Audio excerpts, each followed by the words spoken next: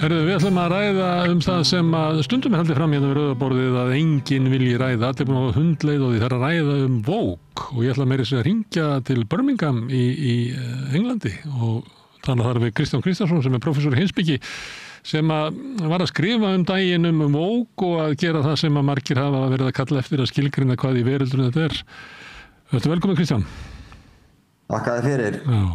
Herðu, þú varst að greina, þú varst eiginlega að ættrekja Vogue, raktir að það væri til svona 3 tegundir af því sem ætti rekja til 3 tímabila í, við getum sagt, hugmyndasögunni.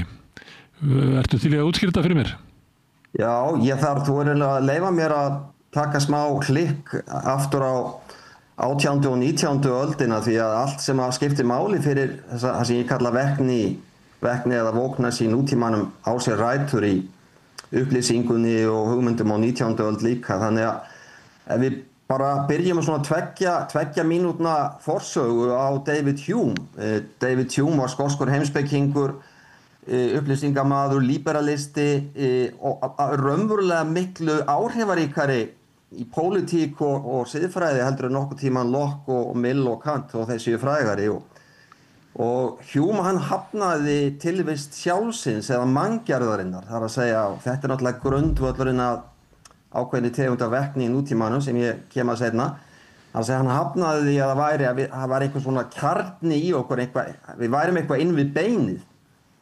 Hugsum okkur bara að þú sett mig í settinu hjá þér mannersku sem að skilgreinir sig sem íslenska 30 ára heiðarlega konu sem að kýs samfylkinguna og hefur dálæti á klassískri tónlist.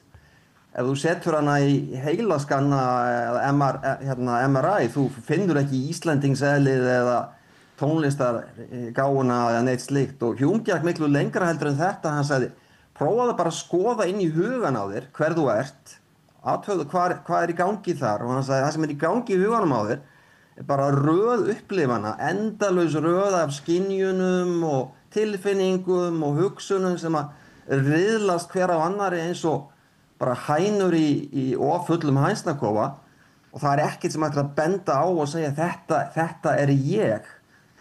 Getum við þá ekki bara ákveðið hver við erum? Það var niðurstaða Humes að við skilgreinum bara sjálf okkur hver við erum og við hefum sjálfræði til þess, það liberalismin, það að segja sjálfræði til að skilgreina nákvæmlega hver maður er.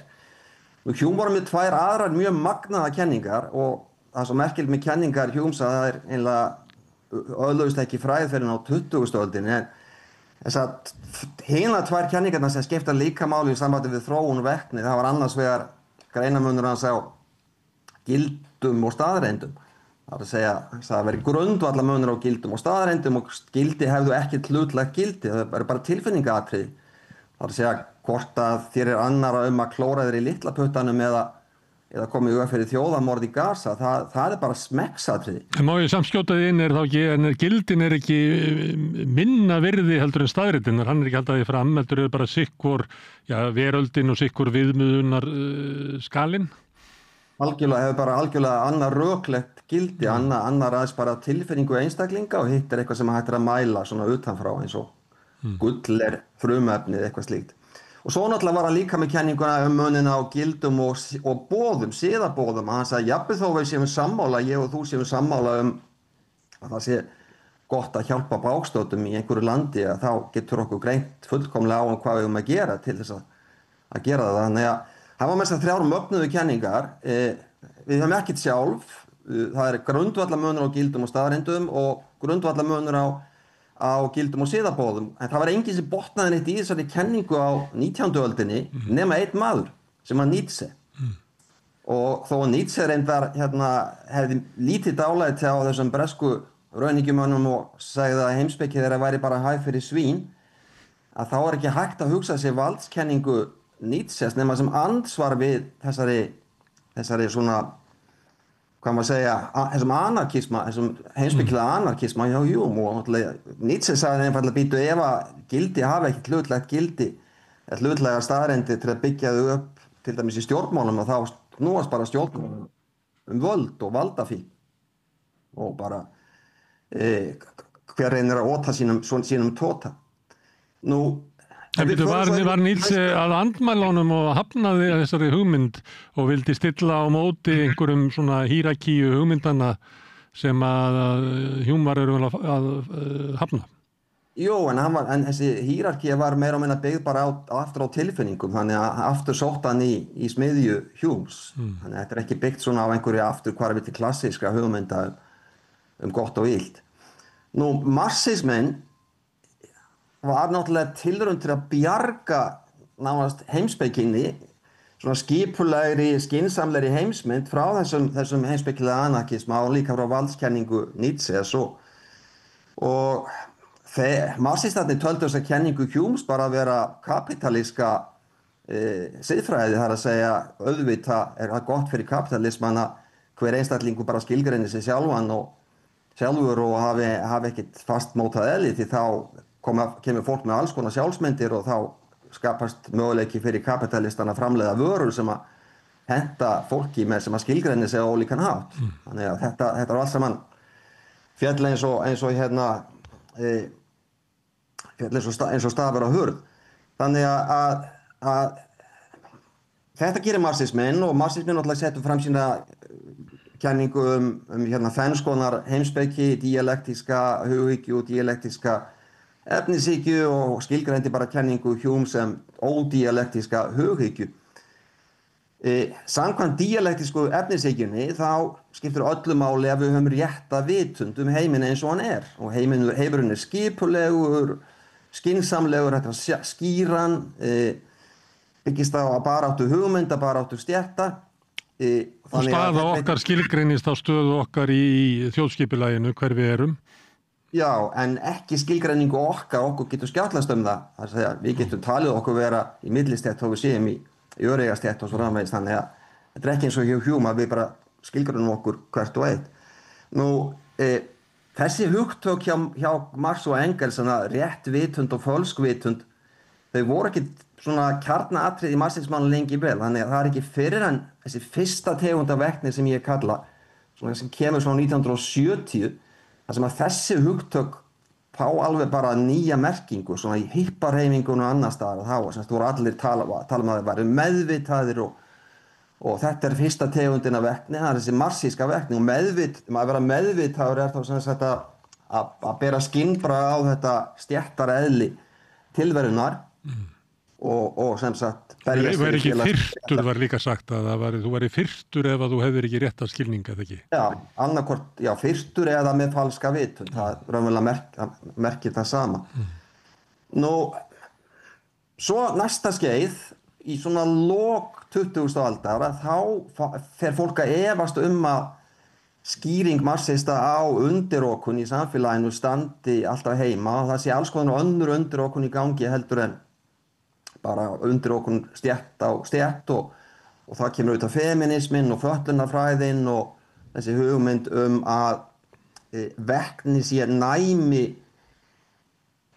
gagnvart hvers kyns undirokun eða sniðgöngu minnihlutahópa og félagslegt réttlæti sé þá auki jafnrétti fyrir minnihlutahópa á þeirra eigin forsendum. Og tengist líka uppgjörinu varðandi nýlendutíman og svona nýlendufræði sem að er eiginlega... Jú, einmitt, það er náttúrulega eitt stór, þessi svokallaða minnihlutahópur er náttúrulega fólk í nýlendunum eða þeir sem urðu fyrir barðin á nýlendustefnunni. Þannig að, en aftur er þetta tiltölulega hlutlægu mælikvarði, það er að segja þú ákveður ekki hvaða hópið þú tilheyrir. Þú getur ímyndaður að þú sért maður á uppleið í fyrirtækjunu en það sjá allir að þú ert bara peð og þú hefur ekki rétt litarhaft og ekki kannski rétta kynvitund eða eitthvað, þannig að þú kemst aldrei áfram, þannig að þið getur skjáttlast í hvaða hóp þú ert. Þannig að postmóderniska verkni gekk ekki svona langt eins og Hume. Þetta væri bara sjálfskilgreining einstaklingsins. Og svo kemur náttúrulega þessi sjálfsmyndarverkni sem hefur vaðið upp í síðustu 10-20 árin og hún er eiginlega bara sambland af Hume og Nietzsche, hún gengur náttúrulega miklu lengra, það er að segja að verkni verður þá ofur viðkvæmni gagnvart sérhverri véfengingu á sjálfskilgreiningu einstaklingsins og félagslegt réttlæti er þá endurskilgreint þannig að það sé að hver fá að sníða sér bara þann stakk sem hann vill. Það sem að gerist þarna að þessi sjálfsmyndarverkni, hún vill í raun og veru bæði halda og sleppa. Það að segja, hún vill sleppa náttúrulega nýfrjálshyggjunni í efnahagsmálum og hún vill sleppa kapítalískum sambúðarháttum, en hún vill halda í þetta sem að Stefán G. Stefánsson kallaði róttækan einstaklingsofvöxt. Þannig að í raun og veru, ef maður kafar dýpt í þetta, þá þetta bara thatcherismi á sterum. Þetta bara nákvæmlega sama kenningu sem Margaret Thatcher hélt fram þegar hún sagði að það væri ekki til neitt samfélag og ekki einu sinni til neitt einstaklingur á einum tilteknum bás. Það bara þú sjálfur sem ákveður og bara þína eigin gæfismiður og bara skilgreinir þig og hún vildi helst aldrei tala sinn bakgrunn, hún vildi ekkit vera endilega flagga því að hún gekk ekki í einkaskóla. Það kemur bara málun ekkit við sá. Forsaga mín, hvaðan ég kem, í hvaða samfélagi ég ólst upp, ég skiptir engu máli, það bara hvernig ég skilgreini mig. Þannig að þetta það sem að kannski, þó ég hafi reyndar sjálfur komið með ýmiss konar gagnrýni á postmódernísku vegni hugmyndina, þá hún alls ekki eins eitruð blanda eins og þessi síðasta tegund. Þessi síðasta tegund alveg eitruð blanda, finnst mér, á milli sem sagt svona róttækrar einstaklingshyggju í anda David Humes og svo einhvers konar andófs gegn ríkjandi kapitalískum efnahagsháttum. Þetta fer ekki voðalega vel saman.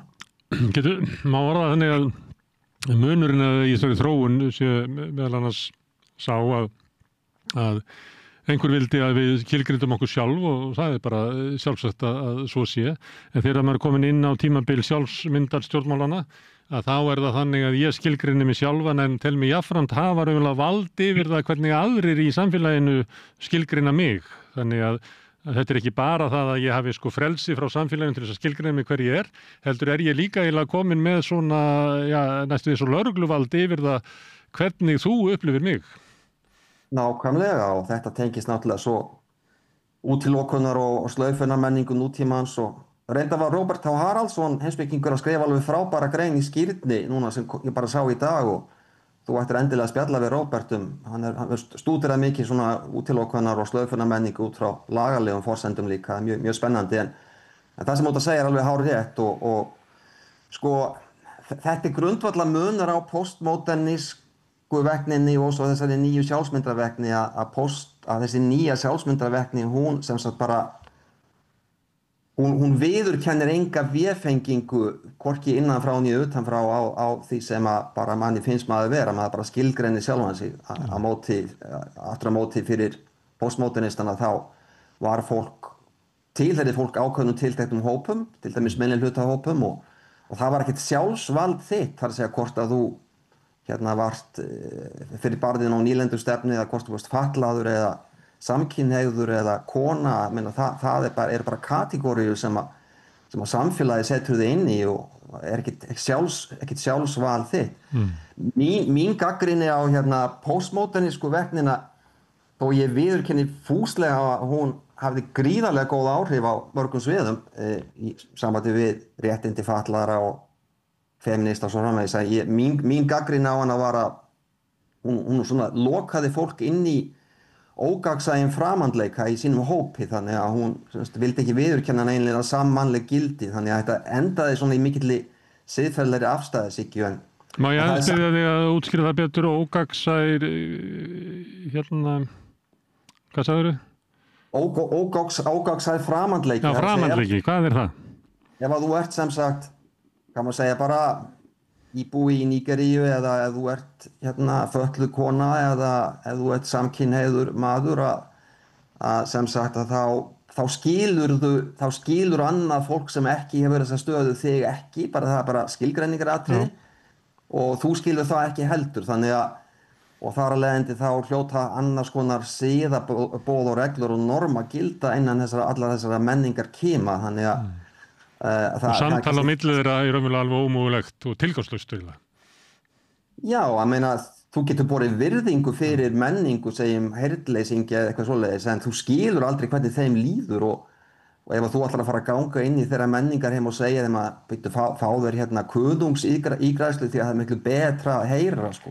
Þá ertu bara að ganga á rétt þeirra og sem sagt að þú ert að ganga inn í þennan ógagnsæja framhandleika og telur hann vera gagnsæja. En þú ert að tala um þetta, þá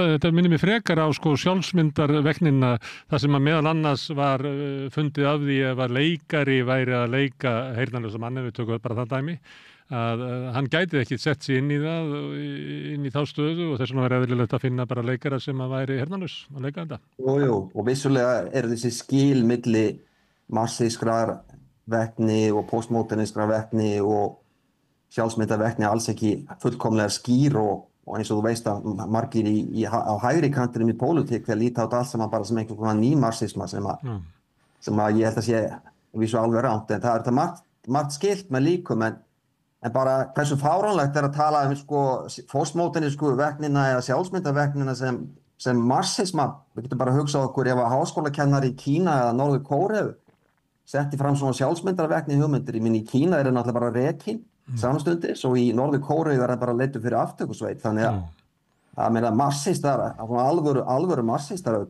fyrirlíta þessa hjúmísku hughyggju sem þið kalla. Já, og sjálfsmyndarveknina í sinni ýktustu mynd sem er einhverlega bara upphafin einstaklingshyggja, þar sem að einstaklingurinn eiginlega komið með sko alræðisvald yfir og getur dæmt og dregið menn fyrir aftökusveitir sjálfur, hver byggður bara sína eigin svona persónulega mætti.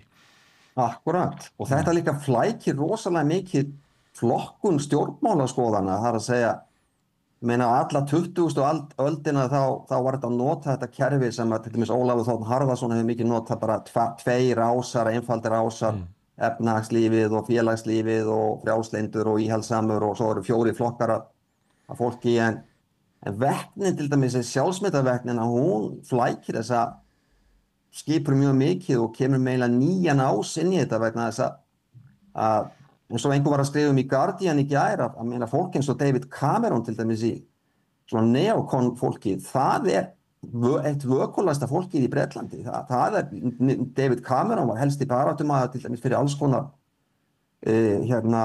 sjálfskilgreiningum sem ætti að leiða í lög, þannig að undarlega hefur gerst að frjálslynda fólkið á vinstri kantinum og frjálslynda fólkið á hægri kantinum er núna komið í einhvers konar sameiginlegan hóp þarna sem að fellur ekki alveg að þessari tveggja rása greiningu.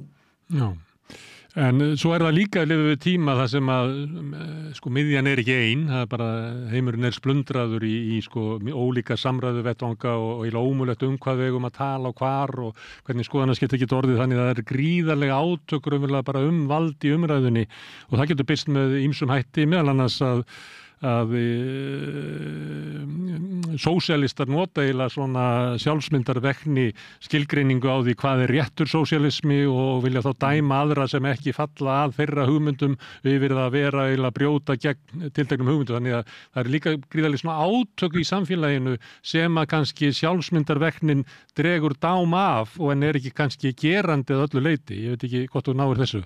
Jú, ég næði þessu fullkomlega og ég hef reyndað verið að skrifa pistlum á Facebook, einmitt hvernig ef maður setur fram einhverja svona, hvað maður segja, málamiðlun eða millið hugmynd eða varpa fram einhverjum túlkunarkostum sem maður kannski ekki alveg búin að hugsa til hlítara, þá er ráðist á maður bara strax úr báðum áttum. Það er að segja, annars vegar er það náttúrulega svona líðhyggju hægrið, sko, sem að kannski er nú miklu eldra og maður kannast bara við úr fermingarveislan að maður var barn, það var alltaf einhver gamall frændi sem að kom með bullum útlendinga og alþjóðlega samsæri, þannig að það er kannski ekki nýtt, en núna fær maður sko ágjöf leið úr hinni áttinni líka, það er að segja frá vökula vinstrinu, þannig að það er eiginlega ómögulegt að vera einhvers þar í miðjunni og þetta er eitt af því sem ég hef haft mjög miklar áhyggjur af þessi þróun umræðu hefðarinnar og einmitt ef þú hefur áhuga á það geti sagt þig frá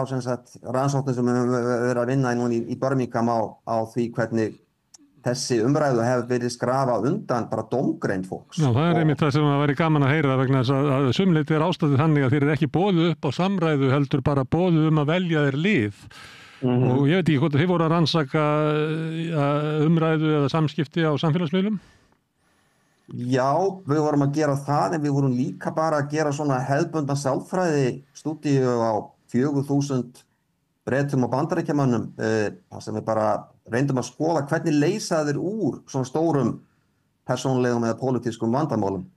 Og við höfum ekkert áhuga á því hvort að hver lausnin endanlega var vegna þess að í mörgum þessum dæmum sem við gáum þá gátu verið 2 lausnir jafn góðar eða jafn slæmar. Við vorum bara höfum áhuga að skoða hvaða skref fer fólk í gegnum þegar þeir að velta fyrir sig svona vandamálum og hvernig það á að leysa þau.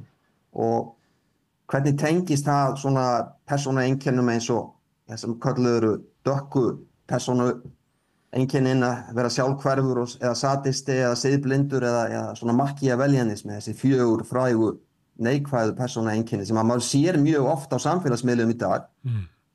Fólk sem virðist hafa þessi einkenni og hvernig tengist það þá dómgreind og líka bara dómgreind svona mikilvæg eins og heimspekingar alltaf að básúna, skiptir þetta svo voðalega miklu máli að vera svona góður í að taka ákvarðanir og rökræða og velta fyrir sig kostum. Hefur þetta einhver áhrif á farsæld okkar, þannig að það voru ýmsar spurningar sem við vildum velta upp og af því við okkur tókst að fá svona stórt úrtak sem sem sagt endurspeglar allar lífbreytur, þannig að þetta er marktækt úrtak bæði í Bandaríkjunum og Bretlandi, því miður höfðum við ekki kost á að gera þetta á Íslandi líka, en við getum gert það, að þá komumst við að ýmsum býsna merkilegum niðurstöðum og sem að svona, já. Eins og hvaða? Til dæmis það að heimspekingarnir alveg frá Aristótelesi virðast hafa á rétt á stand að það að vera færum að hugleiða mál á rólegan hátt og velta fyrir sig kostum og göllum og reyna að taka skynsamlega ákvörðun. Fólk sem hefur þessi persónueinkenni, það að skora miklu hærra svona í hefðbundnum farsældarprófum. Það er að segja, maður leggur fyrir það svona Harvard farsældarprófið sem tiltölulega óumdeilt, mælir bara hamingju og heilsu og góð samskipti og fjárhagslegt sjálfstæði og annað svona hlutlæga þætti. Þá sáum við alveg greinilega að það að hafa sterka dómgreind, það mjög náið tengt því að skora hátt í bara almennri farsæld og hamingju í lífinu. Eina undantekningin er svo að eini farsældarþátturinn sem að virðist ekki eflast með því að vera góður í dómgreind, það fjármálavitið. Það virðist ekki hafa áhrif á fjármálavitið en það hefur áhrif á allt annað. Og svo skoðum við þessa samfélags... Þú getur verið vitur en raunverulega rati í fjármálum á saman tíma. Já, þetta virðist vera annar hæfileiki. Það er að segja hæfileikin að taka skynsamlegar ákvarðanir í svona erfiðum persónulegum eða pólitískum vandamálum eða dæmin sem við tókum bara þú hjúkrunarkona og skurðlæknirinn alltaf með vínlykt, hvað átt að gera, menn þetta vinur þinn og kollegi og átt að fara og bara tilkynna þetta strax eða átt að tala við hann fyrst og við hefðum ekkert áhuga á því hvort að viðkomandi sagði já eða nei, heldur við bara áhuga lýstu fyrir okkur nákvæmlega ferlinu sem þú ferði í gegnum þegar þú veltir þessu fyrir. Og þeir sem að skorðu hæst í þessu, það er að segja í dómgreind, virtust gera þetta á svona skynsamlegan og yfirvegaðan hátt. Þeir voru þeir sem að voru að skora lægst í sjálfhverfu, sadisma, siðblindu og makkíaveljanisma, þessum 4 dökku persónueinkennum, þannig að sem eru einkennandi á Facebook. Það kemur ekkert á óvart það sem við erum að sjá á Facebook einmitt að fólki með þessi einkenni fólki sem er langt dómharðast og dónalegast og kannski síst fært að taka þátt í skynsamlegum samræðum. Það var að vísu niðurstaða sem að koma okkur á óvart og að flestar svona tilgáttur okkar rættust. Niðurstaða sem kom okkur samt á óvart og það verður gaman bara að heyra frá þér hvað tilgáttur þú hefur þetta en við áttum frekar vona á því að við spurðum líka pólitíska afstöðu og hvort að fólk raðaði sér til hægri eða vinstri eða í miðjunni á þessum 2 ásum, félagslegt frelsi og efnahagslegt frelsi og við áttum frekar vona á því að fólki sem væri svona í miðjunni væri svona hófsamt, myndi skora hærra í dómgreind en þvert á móti að komi ljósa þeir sem eru með hæstu heildareinkunnin í dómgreind eru þeir sem eru kannski lengst í vinstri eða lengst í hægri í pólitík. Ekki miðjufólki. Þú veist það til hugtak sem heitir öfgamiðjan sem hefur orðið til vegna þess að það eitthvað hugmynda þurrð þar á miðjunni, þar sem að fólk meira og minna að gera, þar sem að telur að vera sko fyrirfram búið að viðurkenna sem rétta niðurstöðu og þar ekki mjög mikil deigla hugmyndina sem á sér stað, þannig að sjálfum sér kemur þetta ekkert svona stórkostlega óvart, ég detti ekki úr stólnum. Nei, það gott að heyra. Nei, annar náttúrulega möguleiki bara að sá að þegar fólk spurt, merktu þið inn á einhvern ás til vinstri eða hægri eða í miðjunni, að þeir sem að merkja sig í miðjunni gætu þetta verið fólk sem bara miðjufólk í pólitík og hefur tekið markvissa ákvörðun og það gæti líka bara verið fólk sem hefur ekkert hugsað málið. Þú kannast við það sem að ef að djöfullin kæmi þá myndi að fara í guðfræði, þannig að sadistinn siðlausi, hann merkir sér náttúrulega hjá ykkur í miðjunni, hann vil fara fuldu höfði. Einmitt.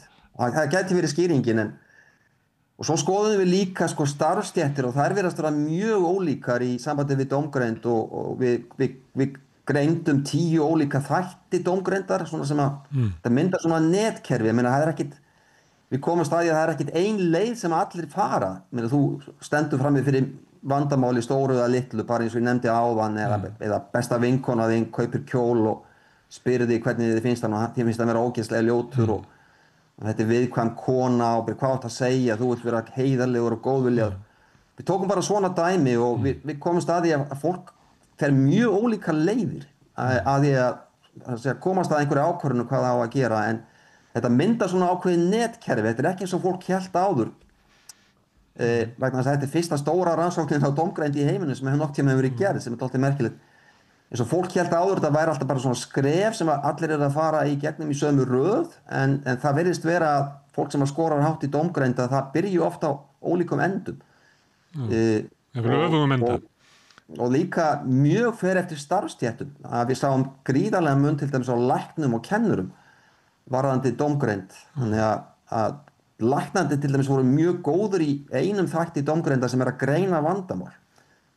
En það kannski kemur ekkert á óvart meðan þeir eru að greina sjúkdóma alla dagar, eða ekki. Þeir eru ekki eins góðir í að leysa vandamál eða yfirvega kosti. Kennararnir eru frábærir í tilfinningastjórn að vera ekki of æstir þegar þeir taka ákvörðun.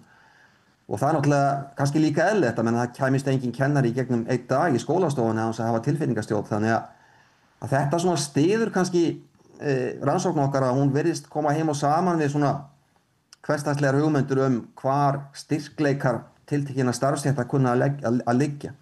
Ég man eftir einni rannsókn sem var gerð í Bandaríkjunum fyrir svona 20-30 árum, eða kannski jafnvel lengra.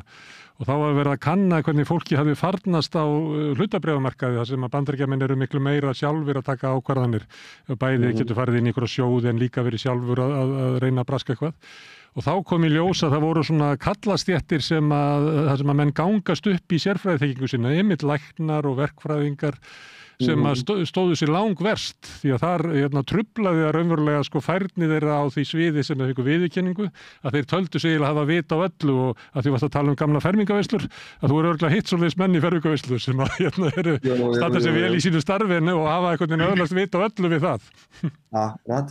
En það samt eitt í þessu, þetta nú mjög flókið viðfangsefni og ýmiss konar svona blaðbreiði sem að koma í ljós sem að fer að skoða gögnin vandlega og til dæmis á þessum 4 þekktu neikvæðu eða myrku persónueinkennum sem að allavega mér finnst margir sem tröll á Facebook hafa að eins og ég sagði áðan að þau eru þau hafa neikvæða fylgni við dómgreind sem kemur ekki á óvart en það er samt sjálfhverfa virðist samt sem áður koma fram hjá sumu fólki sem með sterka dómgreind. Það býsna sjálfhvert og það gæti verið vegna þess að sumt fólk náttúrulega bara því mjög andum að taka réttar ákvarðanir. Það er fólk sem að vill ekki að sé kusk á hvítfilibanum og hugsa mikið sjálft sig kannski, hefur svona kannski ákveðna paranóíu á því að gera mistök sko. Þannig að það fólk var stundum að skora býsna hátt. Það kom okkur svolítið á óvart í dómgreind. Svona kannski brottborgarar sem að reyna að gera allt rétt en kannski... Já, akkurat. Vilja taka réttar ákvarðanir en kannski eru uppteknir að því bara að gera eitthvað sem að setur ekki kusk á þeirra eigin hvítflipa frekar heldur en eitthvað sem að bætir í heiminn. En mér langar að bæta við einu, þannig að þetta sé nú ekki of einfældingslegt að ég vil ekki bara segja sem sagt að skortur á dómgreind orsaki það að fólk þessi dökku einkenni eða þessi dökku einkenni orsakið dómgreind, þegar við sjáum náttúrulega bara, við erum bara að skoða fylgni. Þannig að við vitum ekki hver er orsökin. Er orsökin fyrir tröllunum á Facebook svo að þetta er fólk sem sagt bara í uppvextinum einhvern veginn tileinkaði sér þessi persónueinkenni og þau grafa svo undan dómgreindinni, eða er það skortur á dómgreindinni sem að veldur því að fólkið þróast í þessa átt, og svo getur alltaf verið einhver þriðja breyta sem við vitum ekki hver er, sem að skapa bæði sem sagt þessi myrku persónueinkenni og líka skortin á dómgreind. Þannig að þetta er gallið með svona sálfræðirannsóknir að það sýna bara sko fylgni eða samband á milli einhverja tveggja hluta en ekki hvort að A orsakar B eða B orsakar A. Má ég spyrja þig þá svona sambandi við fylgni, að því að þú ert að tala postmodernísku veggnina og nefndi líka Marx á undan og að því þú ert náttúrulega heimspekingur og leggur mikla áherslu á áhrif heimspekinnar á hugmyndaheim okkar, nefni Nietzsche og fleira, og ég náttúrulega hef alltaf korpavit á Nietzsche, en ég hef alltaf upplifað að hann hafi bara verið svo læs á eitthvað sem hékk í loftinu, sem hann noti nú bara fræga setningu að Guð væri dauður. Hann bara greindi það og orðaði það, en Guð dó ekki af því hann sagði þetta. Og sama má kannski segja frönsku heimspekingana sem hafðu mikil áhrif á postmodernismann á sínum tíma, svona fyrir 1970 og kannski það leyti.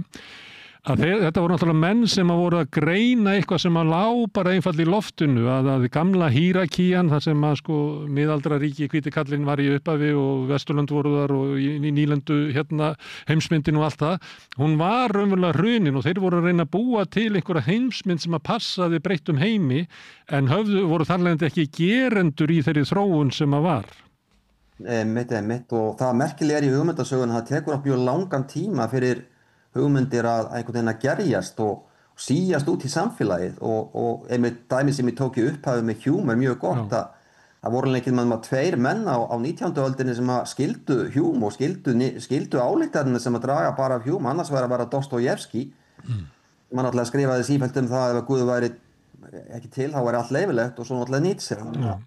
Að eins og þú segir, þeir skynjuðu hvert aldarandinn var að fara og voru á undan sinni samtíð. Já, eru rosalega mikilvægir menn, því það virðir stundum vera þannig þegar við erum í upphafi einhverja aldaskila, að þá það kannski örfáir, kannski bara örfáir sem að við eigum minjar hugsun frá, en þá eins og menn sjáu svo vel sko hvað að fæðast. Þeir verða svo skarp sýnir á það hvað að fæðast, og ég held að Marx alveg klárlega einn af þessum mönnum sem að einhvern veginn les kapitalismann á hans mótunar árum. Já, og marxismi náttúrulega, ég ber alltaf mjög mikla myrðingu fyrir marxismanna vegna þess að svona kerfisbundin heimspekingar eins og ég, en við berum mikla virðingu fyrir marxismanna því hann svo óbúðslega sjálfum sér samkvæm og skipulegt hugmyndakerfi og með svör við öllum spurningum. Það sama hverju þú veldur upp, að það alltaf svar í marxismannum. Það getur vel verið að svörin séu meira meina röng, en þau alltaf sjálfum sér samkvæm og áhugaverð. En að því að þú nefndir marxíska verkni og svo postmoderníska verkni, og við getum tínt til heimspekingina sem búa bak við það, en þú endar í sjálfsmyndarverkni sem kannski tilheyrir okkar tíma, þar sem að miðjarnar eru svo splundraðar að það eiginlega ekki hægt að benda á neina sérstaklega hugmyndasmiði eða þá sem að greina þetta, heldur þetta eins og það sé þetta bara sprettur upp úr einhverju djúpi. Já, ég held að þetta sé einhvers konar tilraun hjá fólki sem að náttúrulega elst upp í svona líberalísku samfélagi en telur sig samt vera vinstri sinna í einhverjum skilningi allavega í efnahagsmálum, að reyna að sameina þetta tvennt, þessa einstaklingshyggju sem að bara hlut hef okkar vestrænu líberalísku menningu, að sameina það við einhvers konar svona vinstri pólitík í efnahagsmálum allavega, en þetta eins og ég sagði áðan, þetta svolítið eitruð blanda og ég bara skil ekki alveg hvernig þetta kemur til með að ganga upp, en við náttúrulega erum að ganga í gegnum þetta núna og hann má segja að þetta hafið þegar andof gegn þessari vegni meira að segja á vinstri vængum líka, þannig að ég held að séu margir sem átta sig á því að þetta mjög göróttur drykkur. Já, og svo það erfitt kannski, Woke hafði meiri áhrif í Bretlandi heldur en á Íslandi og meiri áhrif í Bandaríkjunum heldur en í Bretlandi, þannig að sömuleyti þá verðum við líka að hafa það í huga þegar við erum að ræða þetta hversu alvarlega gekk Wokeið hér á Íslandi. Ég held að það sé ekkert í líkingu við það sem að átti sér stað víða í Bandaríkjunum. Nei, og náttúrulega í Bretlandi þá tengdist þessi vegni mjög mikið andófi gegn sem sagt Brexit og svona og þannig að það flakti máli líka og Brexit var þetta mjög gott dæmi sem ég nefndi áðan hvernig vegni og fleiri máli eru að riðla þessum 2 ásum algjörlega að meina þegar maður les fréttir þegar maður les písla á Íslandi þá talar fólk á Íslandi Brexit sem sigur breska íhaldsflokksins og þetta hafi verið íhaldsmenn sem unnu Brexit. Ef við skoðum hverjir unnu Brexit, þeir sem unnu Brexit voru félagslega íhaldsama fólkið í verkamannaflokknum. Það var Rauði múrinn sem vann Brexit. Það var ekki Boris Johnson. Boris Johnson kastaði bara teningi nokkrum dögum áður en hann tók ákvörðunum. Hann hafði enga skoðun á málinu. Hann bara valdi þann kost sem hann taldi að myndi skapa sér meiri frægð og frama. Þannig að Brexit var sem sagt andvekni hugmyndafræði sem var studd bæði af fólki af vinstri kantinum, gamla vinstri kantinum og hægri kantinum. Þannig að þetta er orðin rosalega flókin hrærigrautur eða frumskógur. Og kannski hópurinn sem að færði þetta til voru lágstétt og verkalýðsstétt úr norðrinu þar sem eru svona riðbelti í Bretlandi þar sem að fólk hefur orðið fyrir hvað mestum vonbrigðum með samfélagsþróunina. Og gamla frjálslynda neokon fólkið í íhaldsflokknum, það greiddi allt atkvæði gegn Brexit. Það má ekki gleyma því. Og þetta fólk er á algjörum berangri núna í Bretlandi. Íhaldsflokkurinn er orðin 16% flokkur í samkvæmt nýjustu skoðanakönnunum og hann náttúrulega hefur verið að rífa í hann bæði frá vinstri og hægri, Reform og náttúrulega og svo frjálsir demókratar alveg eins og Miðflokkurinn og Samfylkingin eða Viðreisn er að rífa Sjálfstæðisflokkinn í sig. Þannig að þetta er, já eins og ég segi, þessi breiðfylking til vinstri og hægri sem var mjög áberandi alla 20. öldina allavega í Bretlandi.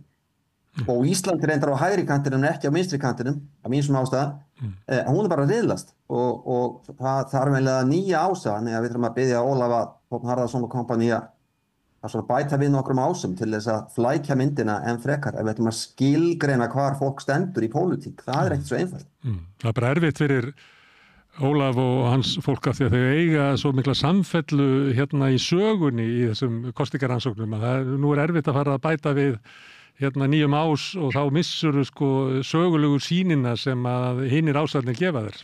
Það er nú bara kannski geta þessar ásar líka miklu betra á Íslandi ennþá heldur en myndu til skilda í Bretlandi vegna þess að eins og segir að þessi vegni og þessi innflytjanda andúð og fleira sem náttúrulega veður upp í pólitískri umræðu í Bretlandi og líka í Bandaríkjunum hún náttúrulega er til á Íslandi og maður sér nú á samfélagsmiðlum en hún kannski ræður ekki kosningahegðun ennþá eins mikið á Íslandi eins og hún gerir annars staðar. Og á ekki rætur í svona efnahagslegu umhverfi eins og á við riðbeltin í Bandaríkjunum eða í Bretlandi eða í Frakklandi eða Austur-Þýskaland þar sem eru þessi svæði þar sem eru bara fjöldin er með inngróin vonbrigði þróun samfélagsins sem að þótt að kvótakerfi hafi þurrkað upp byggðarlög að þá er það ekki þannig að það búi ennþá 500 manns á Þingeyri sem að hafi ekki fengið að taka þátt í þróun samfélagsins. Nei, akkurat. Herðu Kristján, frábært að tala við þig. Við bara tökum upp samtalið aftur. Það bara kemur listi sem að mér langar að ræða við þig frekar. Ég fæði slá á þráðin til þér aftur og svo er náttúrulega velkomin hingað við Rauðaborðið og allt leið til Reykjavíkur. Þakkaði fyrir, ég tek það. Já, kærar þakkir. En við ætlum að halda áfram við Rauðaborðið, það er margt framundan, við erum alltaf að reyna að skilja heiminn, næsti kafli er eftir augnablik. Með því að ganga í leigjendasamtökin styður þú baráttu leigjenda. Leigjendasamtökin eru fyrir öll þau sem vilja vinna að réttlæti og öryggi á húsnæðismarkaði. Leigjendasamtökin.is